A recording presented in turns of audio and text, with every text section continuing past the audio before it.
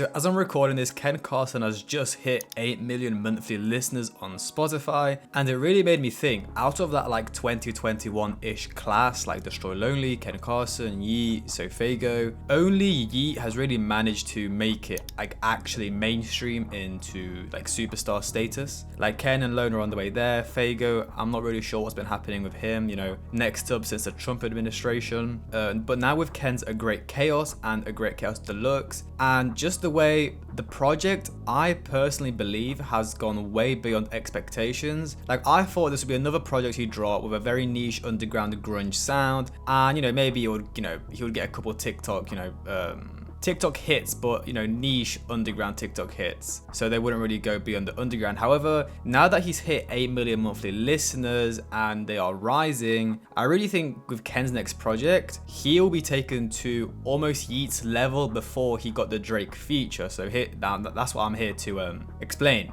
or kind of talk about. So we're going to go into the album numbers, the most recent album numbers, but before that, I would like to say, before the Drake feature on I Don't Give a Fuck, Yeat had, I think, around 12 million monthly listeners, and then after he got the feature with Drake, it went up to like 27 million. So now Ken's on 8 million, so Ken's like 4 away from where Yeat was. But now if you compare their most recent album numbers, so we're going to compare their first week sales and also their first week streaming numbers and a couple other things like that. So we know 2093 sold 70,000 first week, but we know that Yeat was also literally on his knees. Like, I'm pretty sure him and Zach Bia were out on the street market.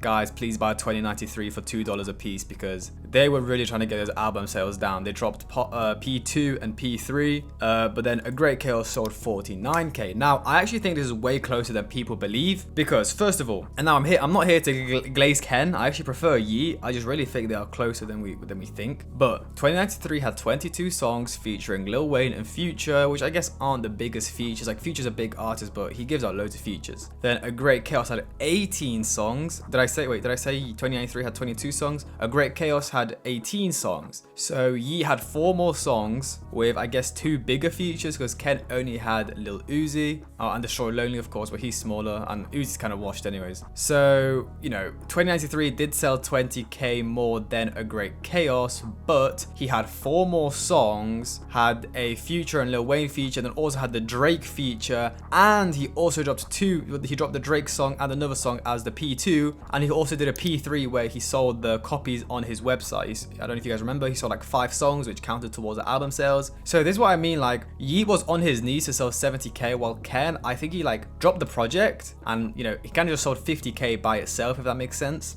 I'm not saying there wasn't promo or anything, but we know Yeat had the Drake feature, the Drake promo for his Instagram post. He had Childish Gambino on there, I'm pretty sure. But now, if we compare the first week streams, so Yeat did 86 million streams on Spotify in its first week, whereas Ken Carson did 60 million global streams on Spotify in its first week. Now, of course, if we include the deluxe tracks that Yeat dropped, that means Yeat had 24 songs, while Ken only had 18.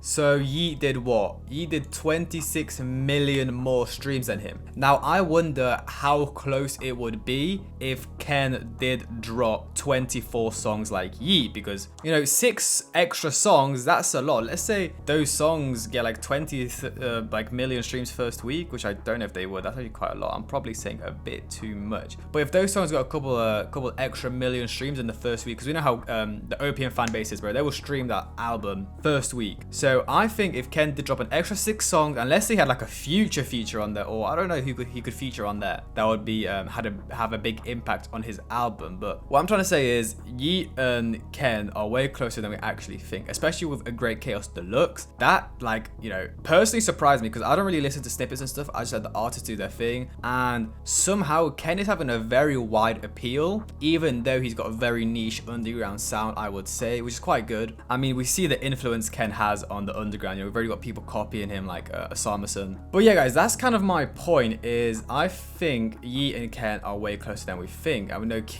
Ken is dropping in October of 2024, so this in a couple months. That's like, what, 3-4 months now? And then Yeat, well, he's supposed to drop 2 more projects in 2024. It's A Dangerous Life and Lifestyle. So I don't know if Yeat's actually going to drop 2 more projects, because I think that'll be a bit too much. So I'll be like saturating his own sound. However, Ken, I mean, he dropped A Great Chaos last October. He just dropped the deluxe like a week ago or 2 weeks ago. That sold 30k in itself, of course. That's including the album tracks and the deluxe. Still impressive, but then now he's dropping another album in October. I don't know if that's called More Chaos or it's got a different name. But yeah, so my point with all of this is like when Ken drops his next project this October in a couple of months, and then Yeat drops his next project, are we gonna see Ken sell more or even possibly stream more than Yeat? Because I actually think it's very possible, like, because Yeat with 2093, I think the main reason it performed so well is because it was like his first mainstream project, like actual mainstream, as in he just came off a #1 global song with Drake. He dropped an album a couple months after that song, so you know, he was hot. Like, he was probably one of the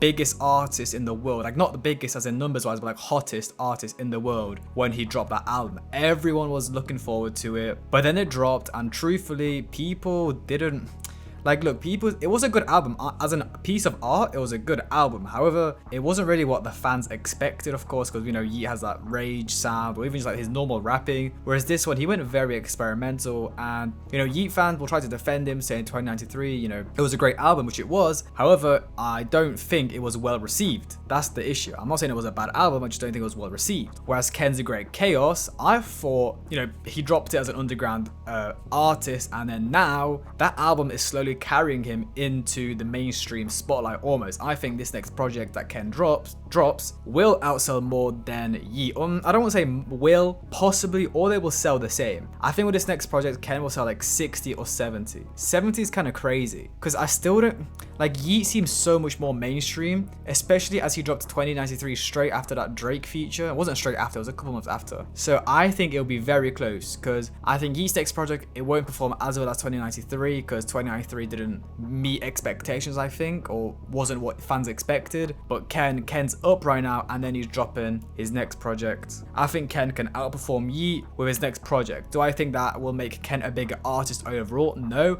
because I think Yeat is like simply just a Hollywood artist now, as in he's going to parties with Drake and everyone in the hills with that white party, whereas Ken is still kind of underground, if that makes sense. But yeah, guys, let me know what you guys think in the comments, because I know some people are going to say like, oh, don't compare them, or he's rent-free, Ken's rent-free in your head, but like, personally, I don't know, I like them both much as each other. I kind of prefer Yeat. I think his music's more fun, but yeah, let me know what you guys think. Will Ken overtake Yeat, or will Yeat always be in the limelight, or be the biggest that's come out of the underground in recent times? Because I mean, he was at the white party with Drake and all them guys, so it kind of really shows you how Hollywood he's gone, and especially now everyone's coming out and exposing him. Yeah, that's funny. But yeah, hope you guys enjoyed. Like, subscribe and comment. Have a good day, and I'll see you guys in the next one.